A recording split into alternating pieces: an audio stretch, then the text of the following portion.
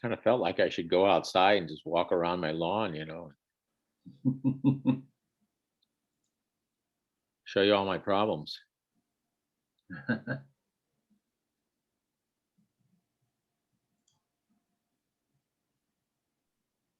I'd like that.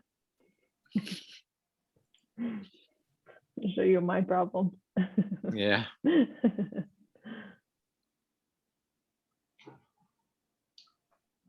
I'm wondering if you would like to a couple more minutes, then just get started. And then if folks are late, that's okay. I just don't want to let it go too long.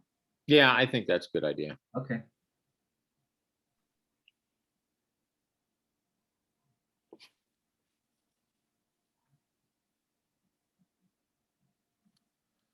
I don't want to hit anything or I'll start advancing this thing.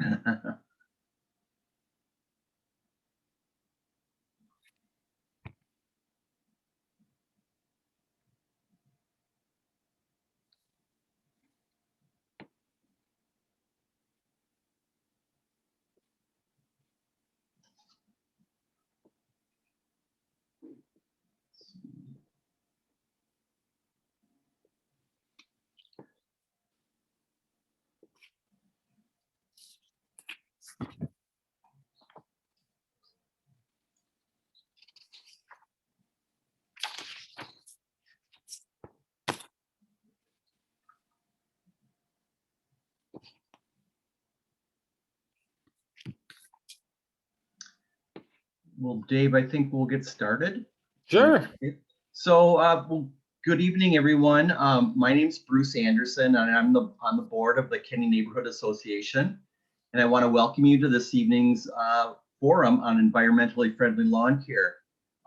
Just before we go any further, I just want to let everybody know that we are recording this session. So if you do have any concerns around that, you could turn off your camera and mute yourself. Just want to throw that out there. But anyway, we're fortunate tonight that our presenter is Dave Tobelman. And Dave has been a Hennepin County Master Gardener with the University of Minnesota Extension Program for 8 years. And Dave is also a Master Naturalist with the U of M Extension Program. But before I begin, please send any questions you have. We're going to leave the question and answer session to the end. But if you have any questions during the presentation, just send them through the chat function and I'll forward them to Dave towards the end of the session. Let's see, if I also have some handouts that Dave provided earlier that I will email out to everybody after the session is over. And so without further ado, Dave, why don't you take it from here? Great. Okay. So we're going to talk about lawns and things you can do to be a little more friendly to our environment in terms of how you care for the lawn. And the two, lawn care and environmental friendliness, are not mutually exclusive. So they can work hand in hand.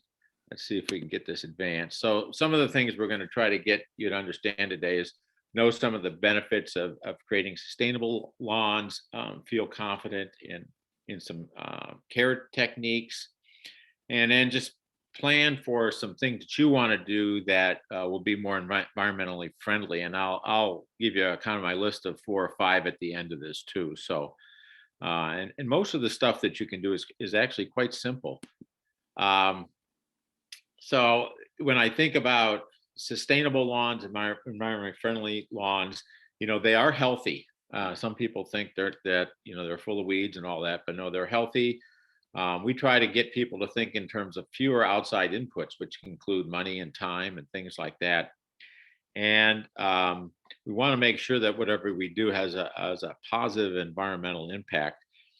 And there are some environmental benefits of a good, healthy lawn, and these can include things like either prevention or reduction of wind or water erosion. It can improve flood control. One of the things we try to get people to think of today, because the way yards were designed years ago, is we tried to get all the water off the property as quickly as possible. And now we're realizing it's not always the best idea. We actually want it to stay on the property and then infiltrate into the ground, get into the aquifers.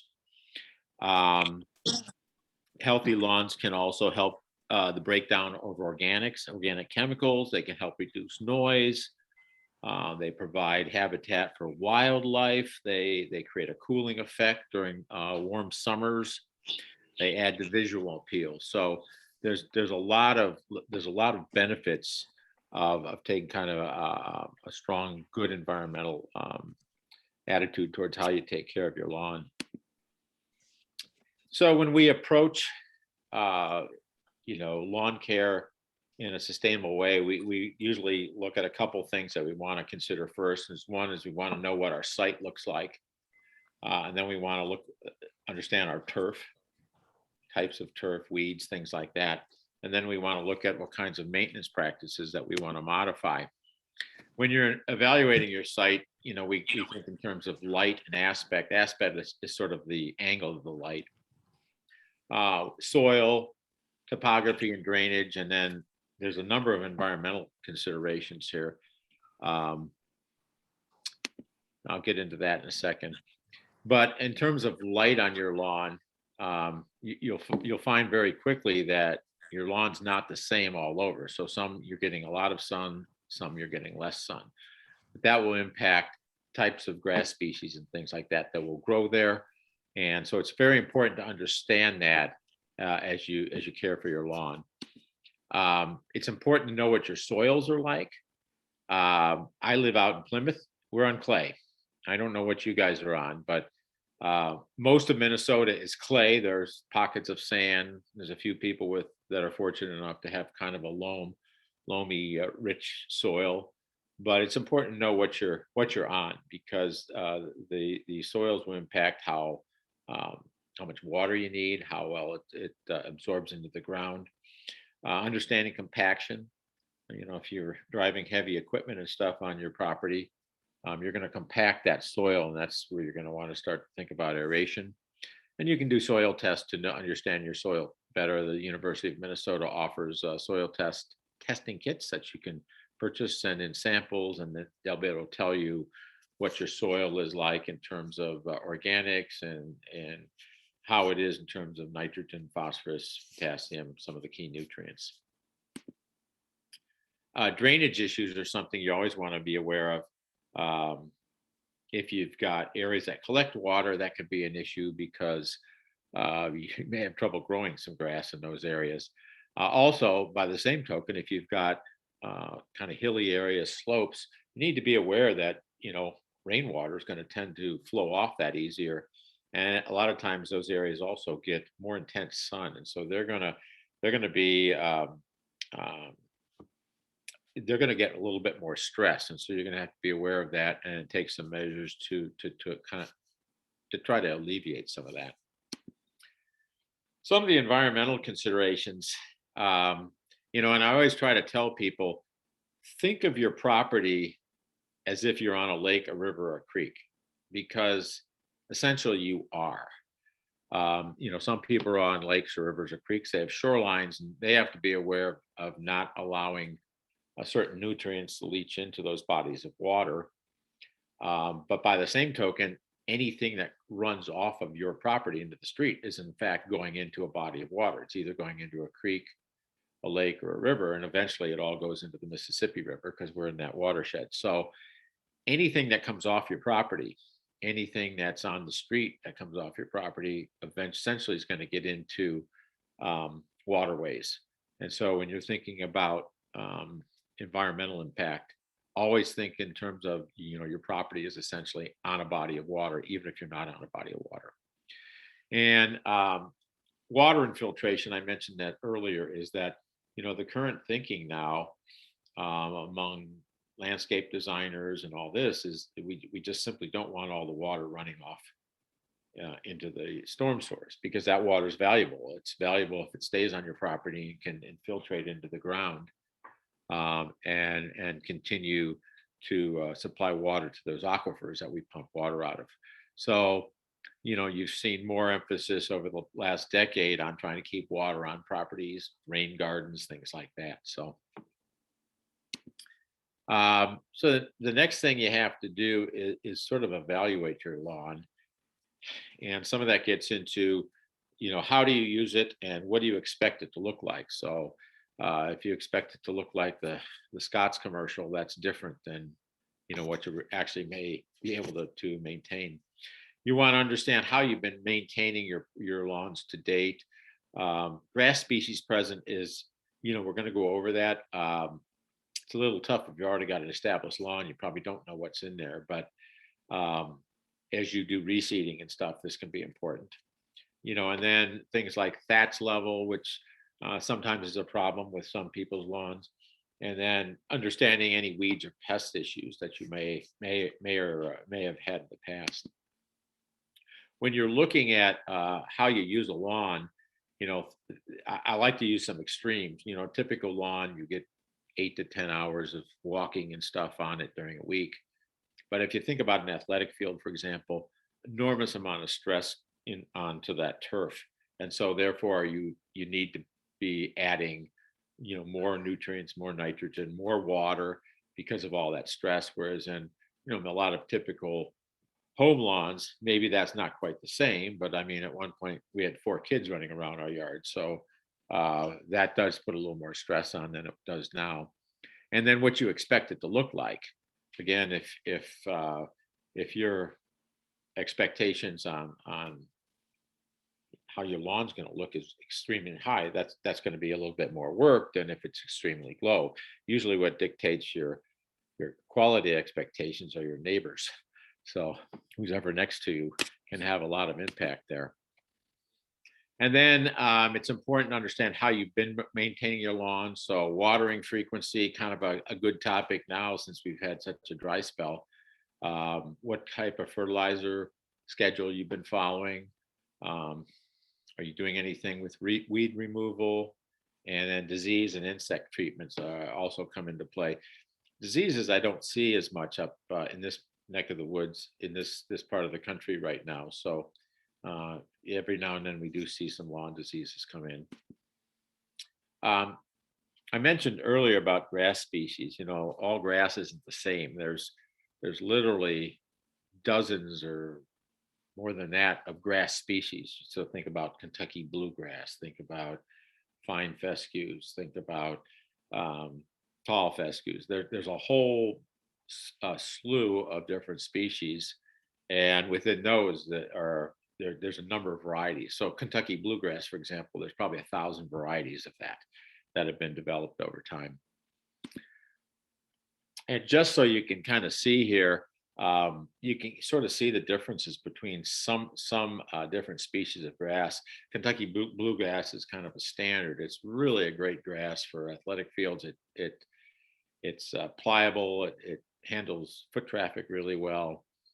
Hard fescues, on the other hand, are very thin and they don't have a lot of surface area, so they do much better in drought type conditions. They're much more drought resistant because they don't evaporate water off as fast, and they also have slightly deeper root systems.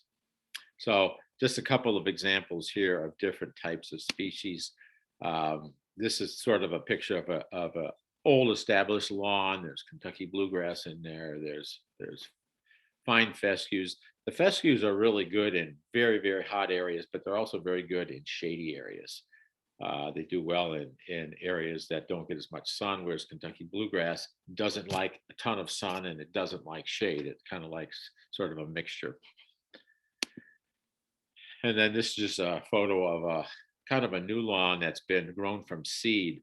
The beauty of growing lawns from seed is usually they're mixtures of a lot of different species and varieties of grass, and you end up developing a kind of a hardiness thing based on survival of the fittest. So the grass species that do the best in an area will sort of take over. And so that's why if you do new lawn or you reseed, usually you're going to be getting a whole bunch of different types of grass species, and that works really well. I find when I seed parts of my lawn, that grass is some of the best stuff I have. And some of these may look familiar. There's a lot of different lawn weeds we kind of end up playing with, but these are some of the more common ones that you may or may not have in your lawn. I have them all except for quackgrass. So sort of a constant battle, but chickweed is a particular problem in my area. And then pests, that's another thing that sometimes you'll get in lawns. Grubs, for example, will often, uh, insects will lay their eggs in the soil, the insects will hatch, the grubs will be in the soil and they'll start eating the roots of things like grass. They'll eat other things too, but, and then that grass will die because these things will eat it. So then in those cases, you've got to do something to get rid of those. And there's usually some chemical treatments that you end up having to use. So what are some practices that we would want to look into um, to kind of have more sustainable, environmentally friendly lawns?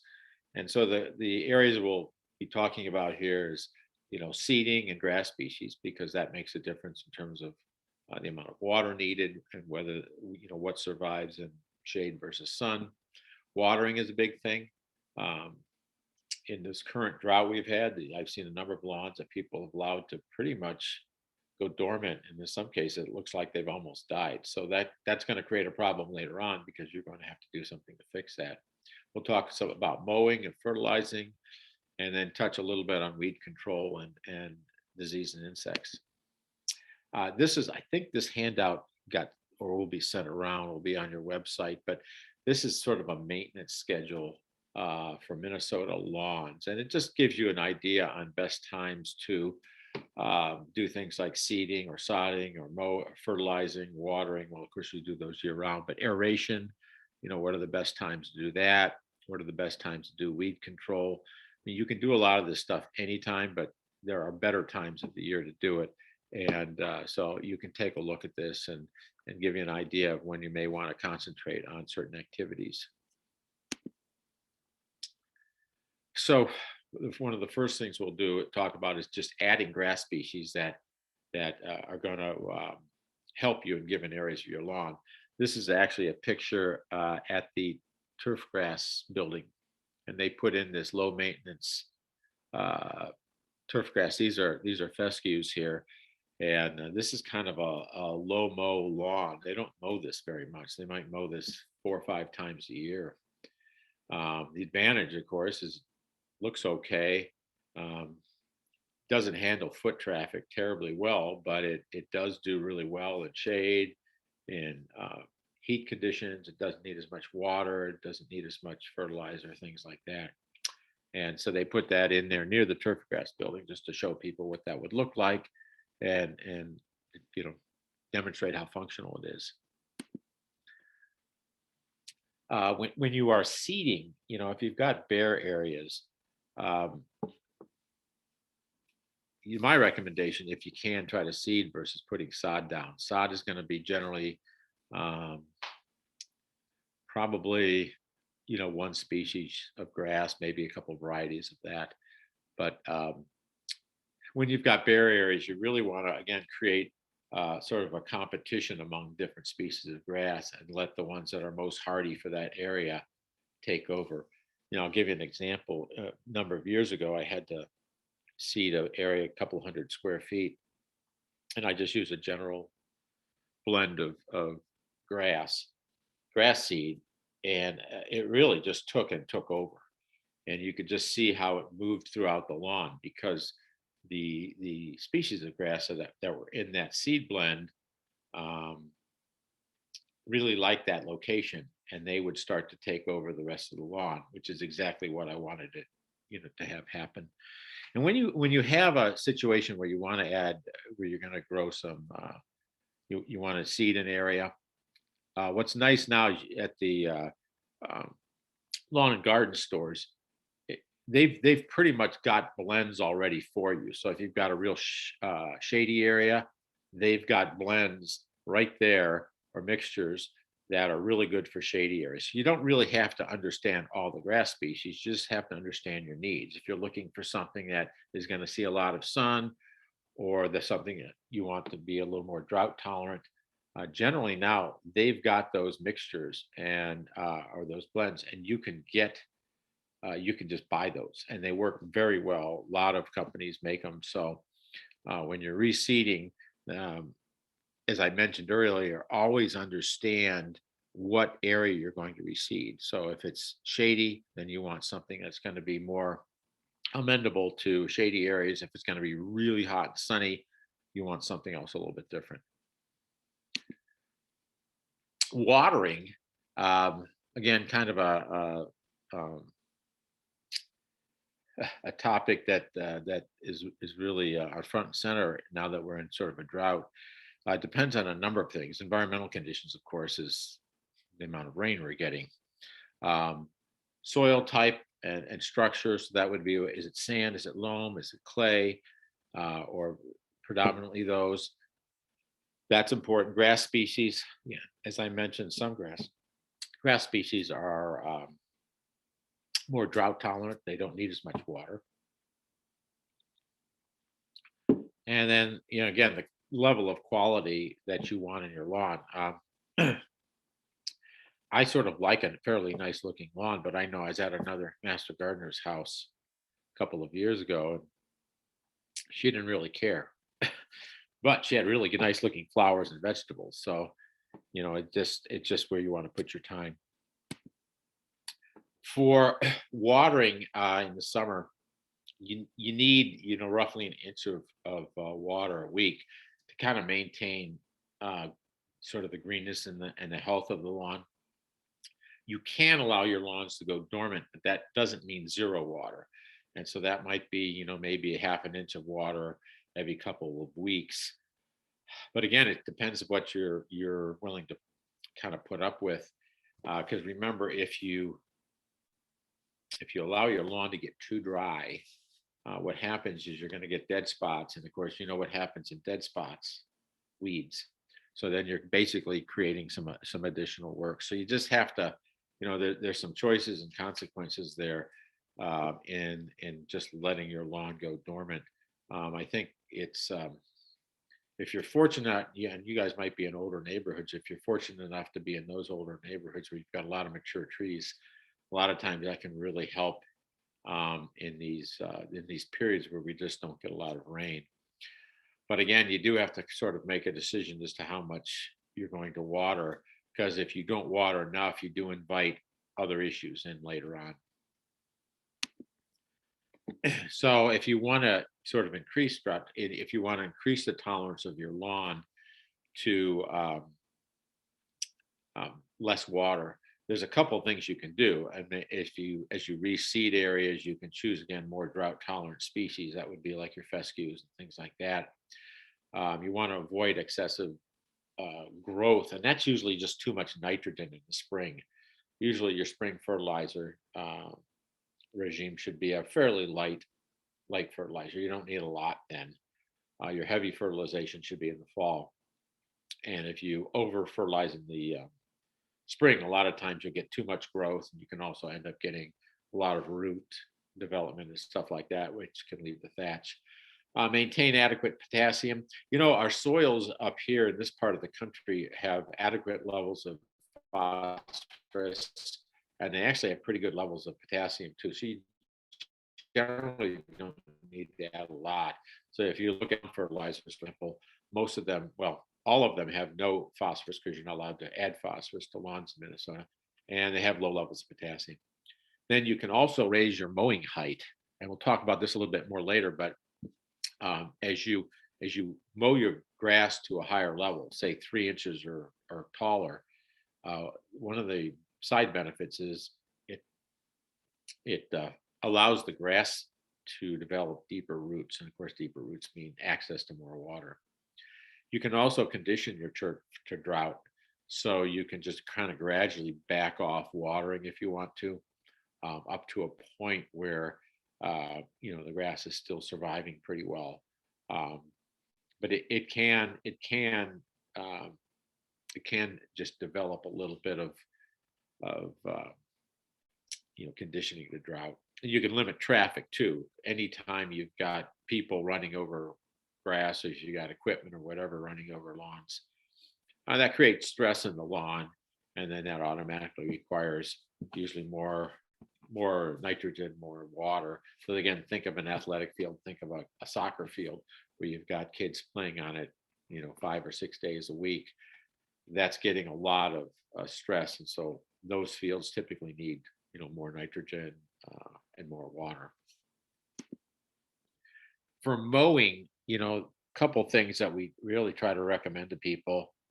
Mow high, which again means 3 inches or more. And if you want to measure how high your grass is, you just take a tape measure and go out there and stick it till it hits the soil level and just see how tall your grass is.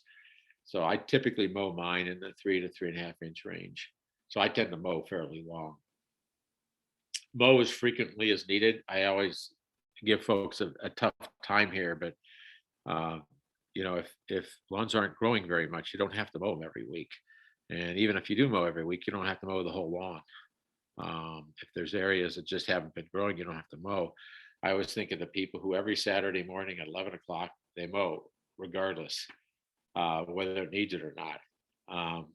So you don't have to mow on a calendar level. You just have to mow as the grass actually gets long enough to need it.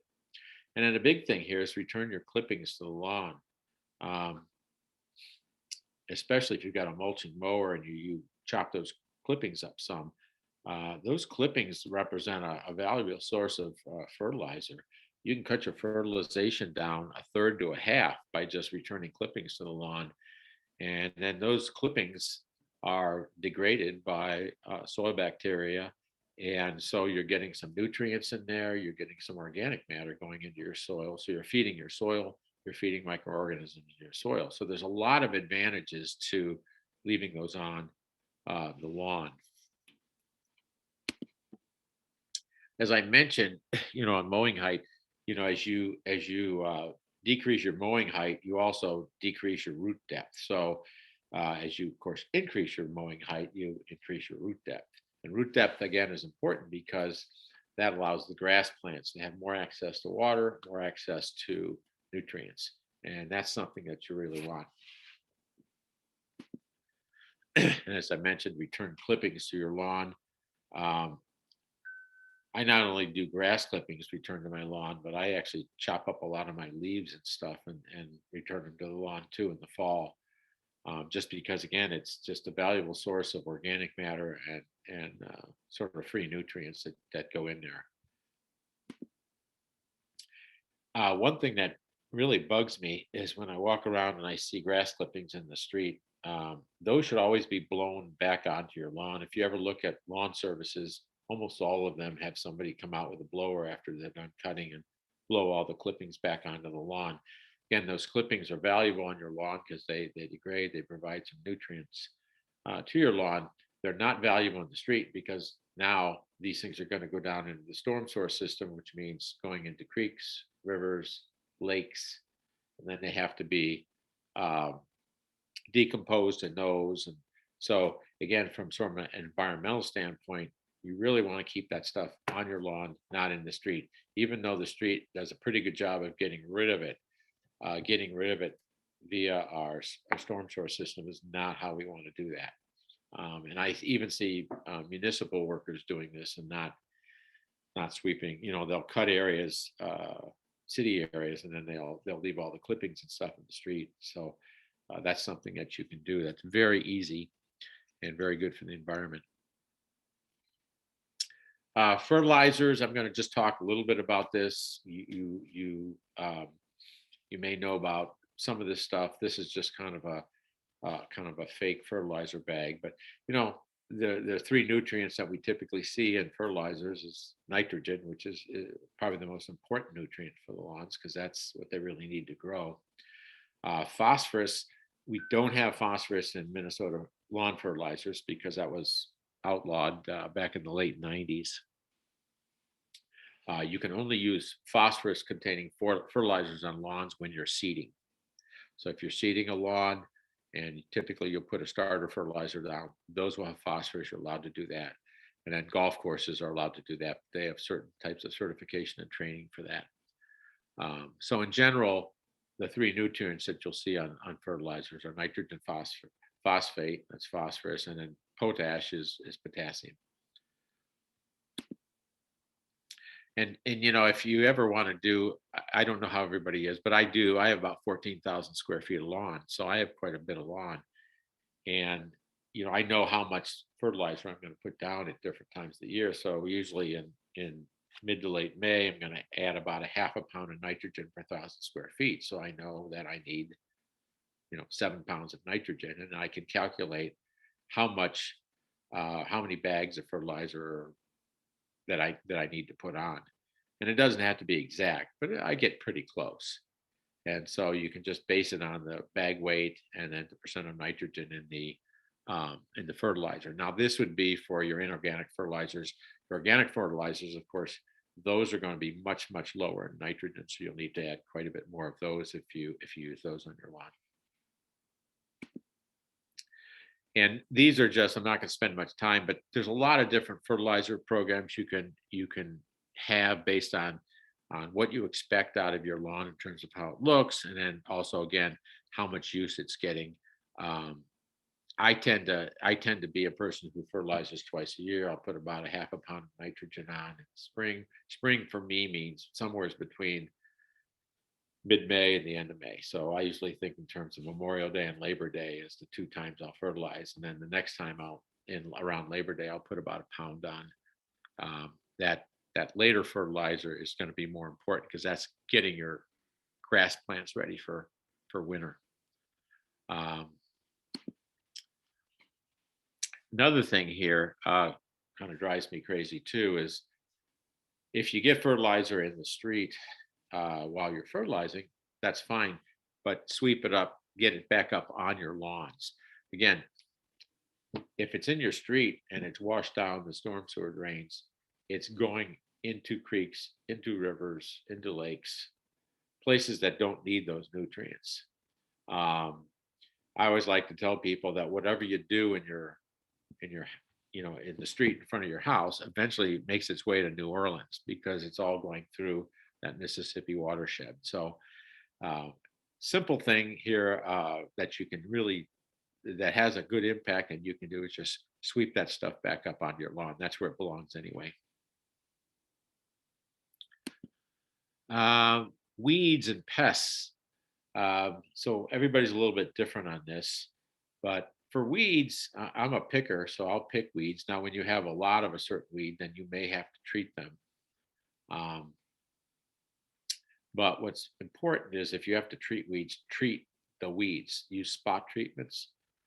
We generally don't recommend people use a lot of these products that are like weed and feeds and things like that. And the reason is you're basically treating a lot of parts of your yard with herbicide that doesn't need it. And so that's why we'll say use spot treatment. So if you have 30 dandelions that you want to get rid of, you can get an herbicide that's specific for dandelions and you can spray the dandelions. You don't have to spray everything around there. Likewise with things like, with like crabgrass control, the pre-emergence. I don't buy fertilizers with the crabgrass control in it. I buy just the pre-emergent itself, and I will only put that in areas where I know I have a problem with crabgrass. So I don't treat my entire lawn. I just do the areas that will need it, and that way I'm kind of minimizing the amount of these chemicals that we're putting on, and I'm also trying to minimize runoff there. I don't want any of that running off, and again, getting into our streams and rivers. Insects, some people get some insect damage, but I do get a little bit myself, but the damage is fairly minimal and it seems to repair itself pretty quickly. So I tend not to do too much there. But if you do have an insect problem, insects meaning things that are eating the roots and killing off the grass, there are certainly chemical products you can get to take care of that. The thing I will always tell everybody when you're using any of the herbicides, pesticides, any of those, really make sure you read the directions. Really make sure you understand what you're using, because by law you are responsible for any misuse of that stuff. And I don't know that anybody goes around grabbing people, but just as an example, probably about 5 years ago, there was somebody in Edina who had misused some systemic herbicides, and there was a huge bee kill. I mean, just a huge bee kill, and they were actually able to to investigate and actually figure out who had done it. So I don't know how that all ended up coming about later on, but just the main thing here is if you're going to use any of these chemical products, make sure you really read the directions. My experience is you don't need as much as you think, but follow the directions. And again, if you're going to treat, say, weeds, treat the weeds, not the lawn around there. So what are my top lawn environmentally friendly practices that I think you could do pretty easily? Well, the first one is mow high, and that's because you'll uh, need less water. But again, deeper roots, the other advantage of deeper roots is water that falls from the sky, rain. When you have deeper roots, you can pick up more water that falls on. So hopefully less runoff from your property into the street. So you can keep that water on your property much better. The second thing is mulch or grass clippings. And the reason that's important is that's sort of like an organic fertilizer you're putting on almost. You're feeding the soil because you're allowing these microorganisms to break down a lot of those clippings and to release some of those nutrients. So I think, as I mentioned earlier, if you're mulching and dropping your grass clippings on your lawn, you can cut your fertilizer needs down by a third to a half. And really, that stuff doesn't do a whole lot of good in landfills. Now, I'm not sure. Not sure if Minneapolis has a program now for collecting organics and stuff like that, but some communities are starting to do that. I know I have one of my sons lives in Ann Arbor, Michigan, and they have that where they collect that stuff. The third thing is, any fertilizer or lawn clippings that go onto the street, sweep those things back onto your lawn. That's where they belong. That's where you want them to be to begin with. They don't do any good in streams and rivers. And then the fourth one would be, when you've got weed issues, pull weeds if you can. If they're out of control, use spot treatments wherever possible. But try not to just treat the entire lawn when many parts of it have no weeds at all. And let's see, for those of you who might be interested in sort of pollinator friendly turf, this is a very different kind of approach to lawns. People who do this, their fundamental belief is, well, green is green. It doesn't have to be grass. And so there's a lot of perennial turf alternatives. You've got like native grasses, there's fescues and sedges. Clover is very good. Some people try to get rid of it. Clover is nitrogen fixing. Violets, there's vining ground covers like creeping thyme and pachysandra and vinca, things like that. So if you're sort of interested in something that is going to be more pollinator friendly, that certainly has a strong environmental impact also, you could decide to not have turf, or there may be parts of your lawn where you just say, hey, I'm just going to put in some sort of a pollinator friendly green thing. A lot of these things you don't really have to mow, or you mow very, very infrequently. So that's another approach if you get interested in that. And with that, Bruce, if you've got any questions, we can take a look at those. I always tell people, if you ever have lawn and garden questions or you're looking for information, a great resource is extension.umm.edu.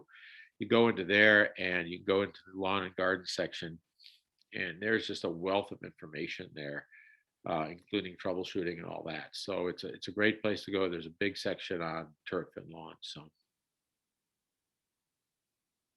can't hear you, Bruce.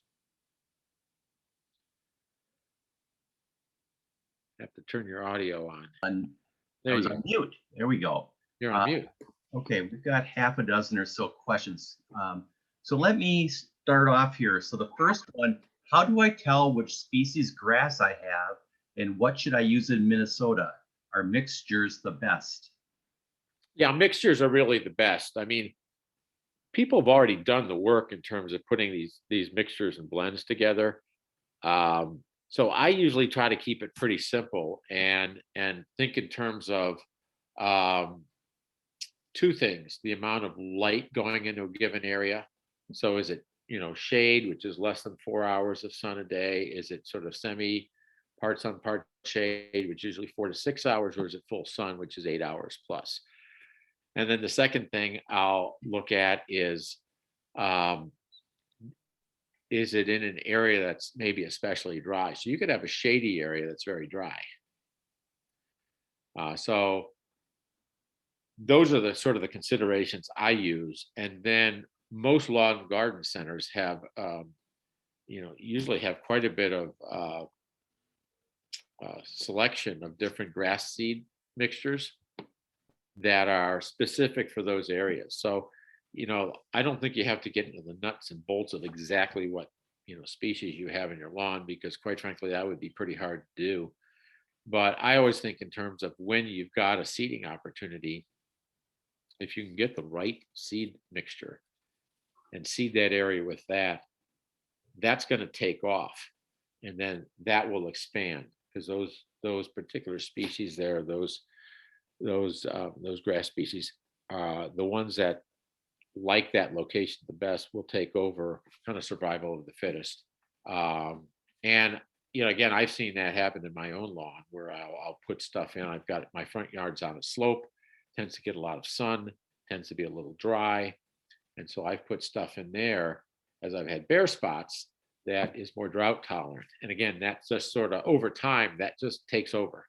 It'll become the predominant grass species in that area. So hope that answers that question. Great. Thank you. The second one, are grubs the same thing as June bugs, and how do you deal with them?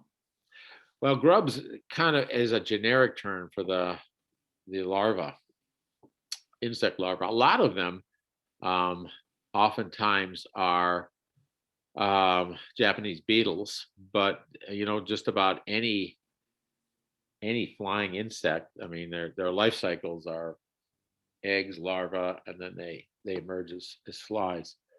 So the grubs themselves could be any number of different types of insects.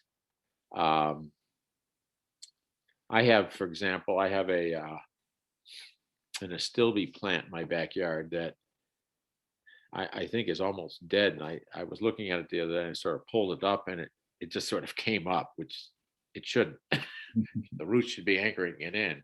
And I think some grubs were down in the ground eating that. So, but I don't know what type of grub. I don't know what type of insect. There are grub control insecticides that you can get. They're what they call systemics, and you put them on and water them in. They get into the soil. The plants, whether they be grass plants or whatever, will absorb those into their roots. And then when the grubs are hungry, they want to eat the roots. They eat that. They eat the insecticide. They die. And they work well. You have to be a little careful.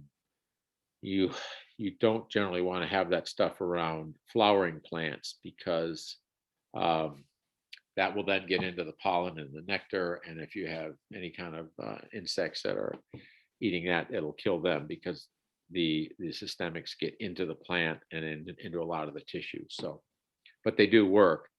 But I couldn't tell you what type of grub, what type of insect it is. Okay. The next question is, how do you get rid of creeping Charlie? Oh, that's a very common question. Well, my first answer usually is sell the property, go to another property. It's pretty tough. You've got a couple of methods. One common one, of course, is people will take Roundup, which is glyphosate, and they'll spray that over it, and it'll kill it. It's a defoliant, so it just kills any kind of green plants, and it's very effective.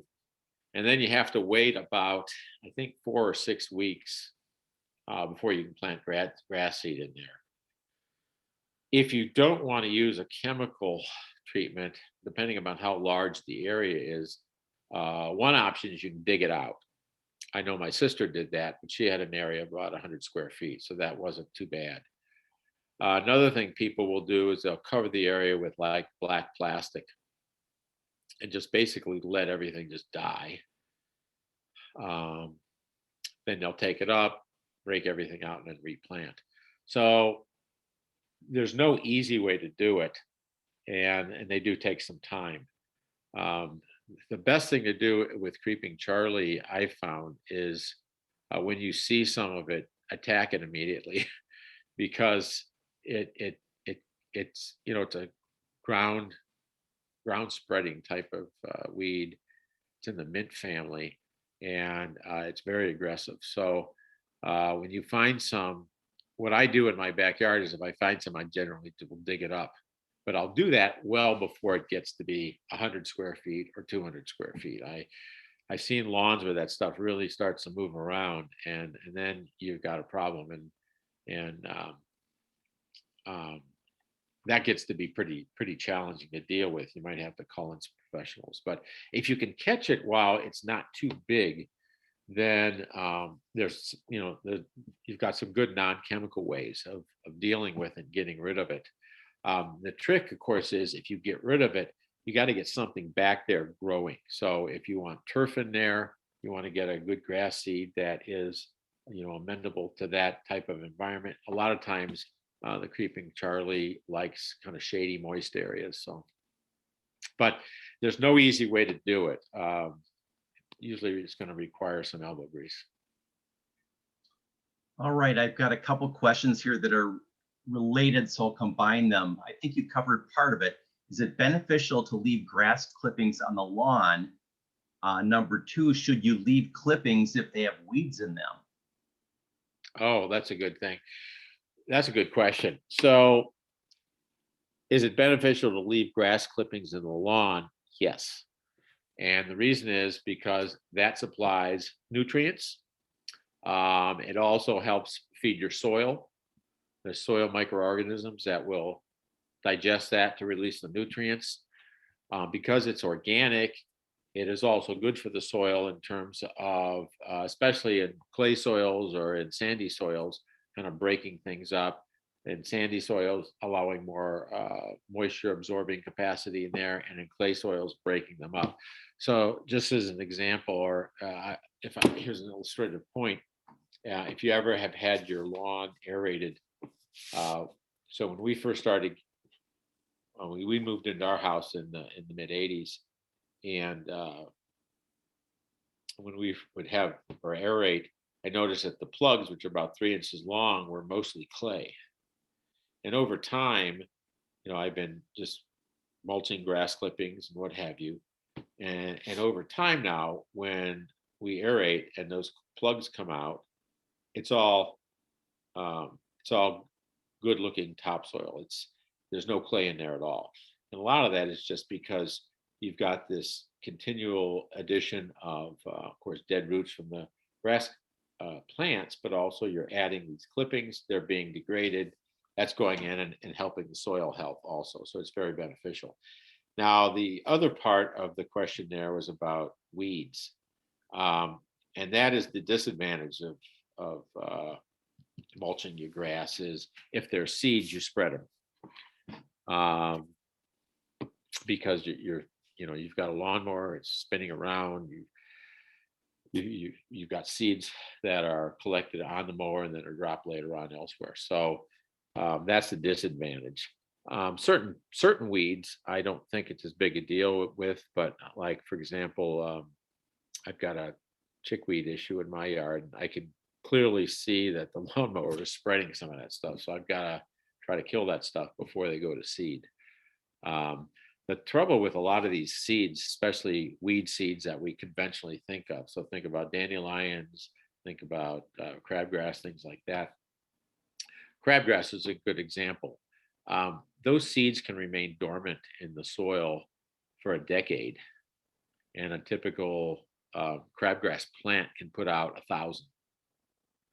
So that's why when you do have start to see weeds like that, getting them addressed early is probably pretty good, because when you think about one crabgrass plant and 1,000 seeds, and having those things in the soil viable for 10 years, um, that's a lot of crabgrass weeds that can essentially eventually sprout up. So, but back to the question is, when you are mulching, you are spreading too. So you're spreading stuff from one part of the yard to the other. All right, another question. Is there any real practical benefit to using a real mower in terms of the health of the grass being cut? I've never seen any studies on that. I've not heard anybody. I mean, most people are using the rotary mowers now. The real mowers were very popular when I was young, but that was some time ago. I've never heard of anything saying that that's a better way to cut. I don't see a lot of real mowers anymore, but I've never seen anything in terms of any benefits of using one type of cutting mechanism versus the other. Okay. I've got a last question here is, what do you think of organic tea? So organic tea, I'm assuming they're meaning like taking compost and making a tea and then spraying that over. And I'm assuming that's what they're talking about. And that's on a lot of organic farms and biodynamic farms. That's a common way of spreading nutrients. I don't know much about it in terms of lawns themselves. It would be you'd have to spread a lot of that. Usually you spray it.